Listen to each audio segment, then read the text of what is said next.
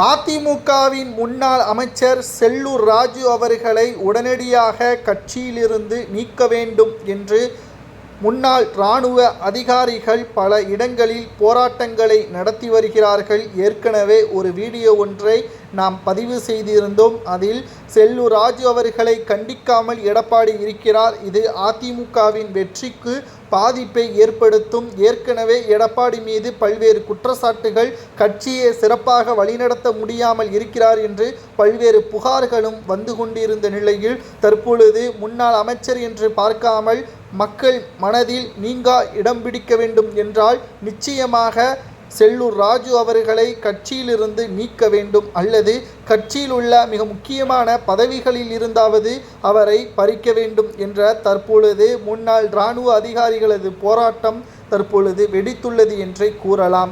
இதற்கு காரணம் சமீபத்தில் நடைபெற்ற இந்தியா பாகிஸ்தான் இடையே ஏற்பட்டுள்ள பிரச்சனையே முடிவிற்கு கொண்டு வந்தது மோடி அவர்கள்தான். அவர்களை பாராட்ட வேண்டும். இராணுவ அதிகாரிகளை பாராட்டுவது எந்த ஒரு பயனும் இல்லை, அது அவர்களது வேலை என்று செல்லூர் ராஜு அவர்கள் கூறியுள்ளார். இந்தியாவின் ஒட்டுமொத்த பாதுகாப்பே இராணுவ அதிகாரிகள்தான். ஆனால் இராணுவ அதிகாரிகளை குறைவாக பேசுவது நிச்சயமாக அவர்களது மனதை காயப்படுத்தும்.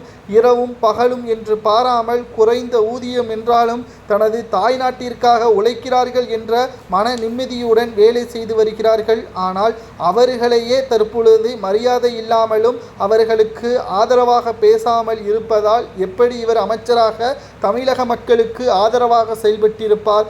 நிச்சயம் அடுத்த முறை இவருக்கு வாய்ப்புகள் கொடுக்கப்பட்டாலும் எம்எல்ஏ தேர்தலில் நிச்சயம் இவர் தோல்வியை தான் தழுவார் என்றும் தற்பொழுது தகவல்கள் கிடைக்கப்பெற்றுள்ளது.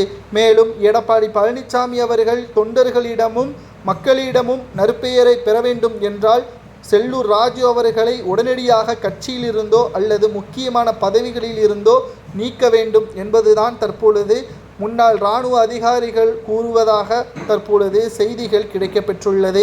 செல்லூர் ராஜு அவர்கள் இராணுவ அதிகாரிகளை பற்றி இவ்வாறு பேசியதற்கு மன்னிப்பு கூட கேட்கவில்லை. அவ்வளவு தைரியம் எங்கிருந்து வந்தது? இராணுவத்தில் ஒரு நாள் செல்லூர் ராஜுவால் பயணிக்க முடியுமா என்றும் பலரும் கேள்விகளை முன்வைத்து வருகிறார்கள். ஏற்கனவே அதிமுகவின் ஆட்சியில் நதிகளில் தெர்மாக்கோலை விட்டு வெயிலின் தாக்கத்தை குறைத்து தண்ணியை ஆவியாவதையிலிருந்து பாதுகாப்பதாக கூறி காமெடி செய்தார் செல்லூர் ராஜு அவர்கள். இதற்காகத்தான் அதிமுக தோல்வியை தழுவியது என்றும் பலரும் கூறினார்கள். தற்பொழுது வாய்க்கு வந்ததை கூறிய செல்லூர் ராஜு அவர்களுக்கு எதிராக போராட்டம் நடத்துவது சரியா என்பதை கூறுங்கள்.